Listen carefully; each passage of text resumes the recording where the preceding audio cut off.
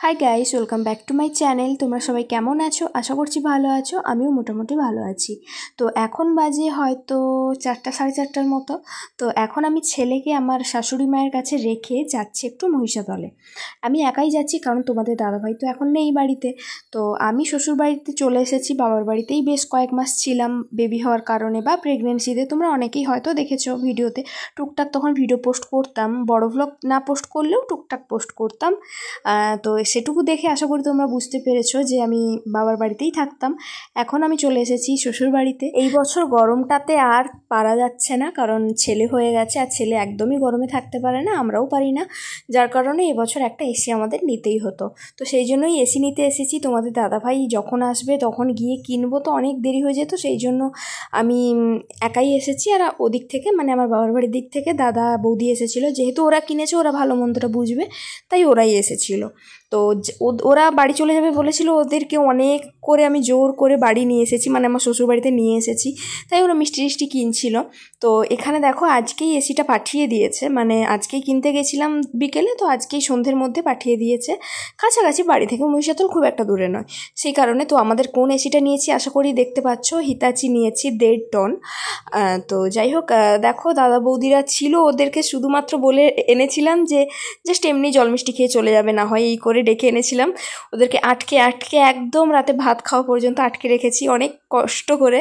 তো বললাম যে সেই গিয়ে বৌদি আবার রান্না করবে, খাওয়া দাওয়া হবে, তার থেকে বরং থাক, খেয়ে দিয়ে একদম যাবি। রান্না যেহেতু আমাদের হয়ে গেছিলো, তো সেই জন্য ওরা খেয়ে দিয়ে চলে গেছিলো রাতে। তো এটা হচ্ছে নেক্সট দিন সকালে, সকাল বলতে সকাল বলা যায় না, 11:30 বাজে ঠিক এই টাইমে ওকে আমি স্নান করাই আমার ছেলেকে। তো ওকে এখন আমি একটু অয়েল ম্যাসাজ দিচ্ছি। আর ও না তেল মাখতে এত পছন্দ করে, কি বলবো, ওকে যতক্ষণ পারি আমি অয়েল ম্যাসাজ দিই, ও শুয়ে শুয়ে সেটাকে উপভোগ করে, একদমই কাঁদে না, একদম ছোটোবেলা থেকেই। তো এখন আমি সেটাই করছি, ওকে একটু তেল মাখাচ্ছি স্নান করানোর জন্য। তো এত গরম পড়েছে সত্যি, যেটা মানে বলে বোঝানোর নয়। যতটা না গরম পড়েছে মানে এলাকাতে, ততটা গরম আমার বাড়িতে বেশি লাগছে, কারণ একতলা তো, ছাদের কারণে ভীষণ গরম লাগে রুমটাতে। তো সেই জন্যই বাচ্চার জন্য এসি কেনা, বা নিজের জন্য আগের বছর ভীষণ কষ্ট পেয়েছিলাম, তো নিজের কষ্টটা আটকে নিয়ে গেছিলাম, কিন্তু বাচ্চারা ভীষণ কষ্ট পায়। আর দ্বিতীয়ত হচ্ছে তোমাদের দাদাভাই এমন এক জায়গাতে আছে, সেখান থেকে আসার পর এই গরমে ওর শরীর অসুস্থ হয়ে যাবে। তো যার জন্য ও এসে যাতে কোনো কষ্ট না হয়, সেই কারণেই এসিটা নেওয়া তাড়াহুড়ো করে, নয়তো ও যখন আসবে তারপরে গিয়ে এসি নেব তো অনেকটা লেট হয়ে যেত, সেই কারণেই আমার আগে আগে গিয়ে কেনা এসিটা। আর তাছাড়া তোমাদের দাদাভাই খুব একটা দিন বাকি নেই, ও আসবে জাস্ট 2 থেকে 3 দিন মতো বাকি, ও আসবে। তো সেই জন্যই এত আনন্দ। হ্যাঁ, তবে আমি কিন্তু আমার শ্বশুরবাড়িতে এসেছিলাম আজ প্রায় 1 সপ্তাহ মতো হয়ে গেছে, তারপরে আমি গিয়ে ফাইনালি এসিটা নিলাম। তো আর 2-3 দিন পর তোমাদের দাদাভাই চলে আসবে। সামনেই কিন্তু আমার ছেলের অন্নপ্রাশন, মুখে প্রসাদ প্রথমে ছোঁয়ানো হবে, তার কিছুদিন পর অনুষ্ঠান হবে, মানে আনুষ্ঠানিকভাবে যেটা হয় পুজো আর্চার এগুলো হবে। তার কারণ আমাদের যে ঠাকুর আসবে সেই ঠাকুরের ডেট পাওয়া যাচ্ছিল না, সেই কারণেই একটু ডেটের এলোমেলো হলো। আর এই মাসে 1টা কি 2টো বোধহয় অন্নপ্রাশনের ডেট আছে, সেই জন্য ডেট অনুযায়ী ওর মুখে ঠাকুরের প্রসাদ ছোঁয়ানো হয়ে যাবে, তার কয়েকদিন পর অনুষ্ঠান হবে। তো সেই জন্যই তোমাদের দাদাভাইও একদম সেই রকমই প্ল্যান করে ছুটিতে এসছে। জানো তো, এইবারে যে তোমাদের দাদাভাই বাড়িতে আসছে, এইবারের খুশিটা যেন একটু বেশি, কারণ এবছর আমি একা একা অপেক্ষা করছি না, এবছর আমার সাথে আমার ছেলেও অপেক্ষা করছে। আর ও যে বাড়ি আসছে ভীষণ এক্সাইটেড আছে, কারণ ছেলেকে দেখবে বলে সেই 1 মাসের বেলাতে দেখেছিল, তখন কত ছোট, তখন আমি নিজেই হয়তো ভাবি যে তখন কত ছোট ছিল, এখন কতটা বড় হয়ে গেছে। আর ও তো ফোনে দেখতো, ফোনে না অন্যরকম লাগে, আর সামনে তো আরও অন্যরকম লাগেই। তো যাই হোক, অনেকটাই এক্সাইটেড আছি, 2 দিন পর আসবে ও। আর এখন দেখো ওকে স্নান করানো হয়ে গেছে, জামা কাপড় পরিয়ে দিয়েছি, আর এখন পরাচ্ছে ওকে কাজল। ও জেগে থাকলে কাজল পরানোটা যে কী যুদ্ধ, শুধু ও কেন, পৃথিবীর সমস্ত বাচ্চাই আশা করি জেগে থাকলে টুক পরানোটা ভীষণ মানে একটা টাফ একটা ব্যাপার। তবুও আমি জেগে থাকলে মোটামুটি একটু টেরা বাঁকা হলেও পরিয়ে দিই, কিন্তু যেদিন আমি কোথাও বাইরে বেরোবো বা কোনো আত্মীয় বাড়িতে যাব, তখন আমি ও ঘুমিয়ে গেলে ওকে কাজলটা পরাই। অনেকেই বলে ঘুমিয়ে থাকলে কাজল পরাতে নেই, কিন্তু আমাকে বাধ্য পরাতে হয়, কোথাও গেলে এইভাবে টেরা বাঁকা কাজল পরিয়ে তো নিয়ে যাওয়া যায় না, সেই কারণে। তো ওকে এখন আমি এই হলটাতেই ওকে শু করিয়ে রেখেছি, কারণ রুমে এত গরম তেতে আছে রুমটা, না ওকে ঘুম করানো যাবে না ওখানে, তো সেই কারণে ওকে আমি হলে শু করিয়ে দিয়েছি। আর হলে যেহেতু পাথর বসানো, তো হলটা ভীষণ ঠান্ডা থাকে, তো আর এইখানে দেখো এখন পুরো বিকেল বিকেল ঠিক বলা যায় না, 3টে মতো বাজে। তো এখন একদম স্নান টান করে খাওয়া দাওয়া হয়ে গেছে। আমি এখন বসে বসে খাচ্ছি কোল্ড ড্রিঙ্কস, আর ওইদিকে আমার শাশুড়ি মা ধান সেদ্ধ করেছিল, তো সেইগুলোকে উলট পালট করছে। আর এই দিকে এসি পড়াতে এসে গেছে দাদারা। তো এটা হচ্ছে কোম্পানির দিক থেকে যারা আসে, তো তারাই এসেছে অনেক। ওদের সকালে আসার কথা ছিল, আমি মিনিমাম 50 বার ফোন করেছি, কোথায় গেল কোথায় গেল। ওরা আসছে আসছে করে পুরো বিকেল 4টে লাগিয়ে দিয়েছে। তো যাই হোক মোটামুটি এলো। তবুও 4টে আমি ভুল বলছি, এটা 4টে নয়, 4টের সময় আসবে বলেছিল। লাস্ট আমাকে টাইম দিয়েছিল 4টের সময়, কিন্তু এসেছে পুরো 5:30টার দিকে।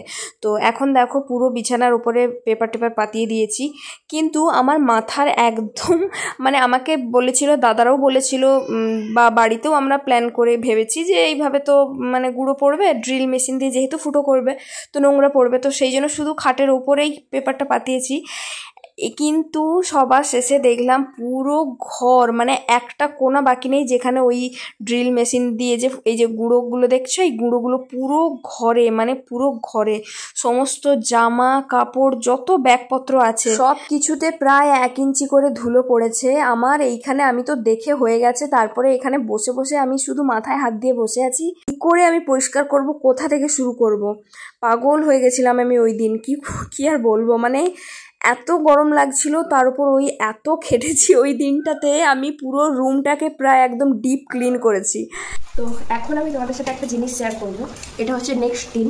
তো কাল তো এসি করিয়ে চলে গেছে, তো আজকে আসবে ইলেকট্রিশিয়ান, এসে একটা ফ্ল্যাগের একটা ব্যাপার আছে, তো ওটা করে দিয়ে চলে যাবে, বাকি আসতে চালাতে পারবো যদি সব ঠিকঠাক থাকে। তো এবার যেটা দেখানো সেটা হচ্ছে, ঘুমিয়েছিলাম, মা হঠাৎ করে এই ফলটা এনেছে, এনে বলছে এটা তুমি খাবে, এই লেবুটা তুমি খাবে। আমি তখন বলছি এটা লেবু, এটা তো লেবু নয়। আর আমি এটাকে দেখি প্রথমে ওই প্যাশন ফ্রুট হয় না, এখন খুব উঠেছে, তো ভাবলাম সেটা। কনফিউজও আছি কারণ তার গায়ের কালারটা একটু ডিপ কালার হয়, আর এটা হচ্ছে তোমার একটু টাইপের ইয়েলো ভাব আছে। তো আমি ভীষণ এক্সাইটেড ছিলাম, এটা আমি কেটে দেখবো এটা প্যাশন ফ্রুট কিনা। আর যদি এটা প্যাশন ফ্রুট হয় তো আমার থেকে খুশি আর কেউ হবে না, কারণ আমি একবারও খাইনি, ফোনে দেখেছি সবাই প্রচুর খাচ্ছে। আমার ভীষণ ইচ্ছে করতো, আমাদের এখানে কোনো দোকানে পাওয়া যায় না, তো সেই জন্য ভীষণ ইচ্ছে করতো খাবো। ফাইনালি দেখলাম এখানে গাছ আছে, এই জিনিসটার গাছ আছে। তো শাশুড়ি মা বললো যে এটা নাকি লেবু, মানে এটা দিয়ে নাকি শরবত করা হয়। তো আমার শ্বশুরমশাইও বললো যে এটা দিয়ে নাকি শরবত করা হয়।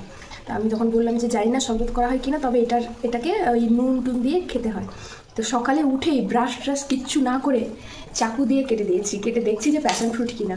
তো সত্যি এটা প্যাশন ফ্রুট। আমার এত ভালো লাগছে যে আমি এবার ফাইনালি খেয়ে দেখতে পারবো এটা কেমন টেস্ট।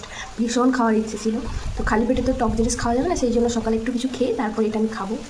কেটে দিয়েছিলাম আগে থেকে, জানি না তিতা লাগবে কি না, কারণ আগে থেকে কেটে রেখেছি, একটু নুন মিশিয়ে তারপরে আমি খাবো। তো সবাই বলছে এটাকে দিয়ে নাকি শরবতও করা যায়, সেটা আমি জানি না, তবে নুন দিয়ে খাবো আমি।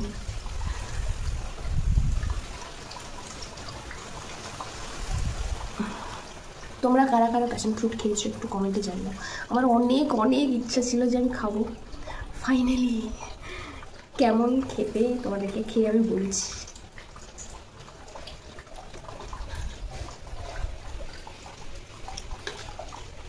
এর বীজগুলো কি খায়?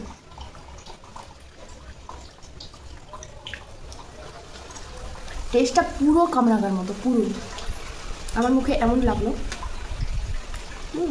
খারাপ না, ভালো।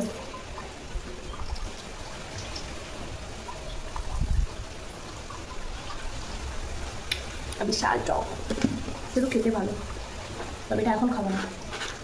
সকালে আমার একদমই মানে ধৈর্য নেই। সকালে একটা কেক খেয়েছি, জাস্ট একটা কেক খেয়েছি ছোট্ট, মানে শ্বশুরবাড়িতে আসার সময় এনেছিলাম মিয়ামোরের কেক। তো কতটুকু হয় জানোই, ওইটুকুই খেয়েছি।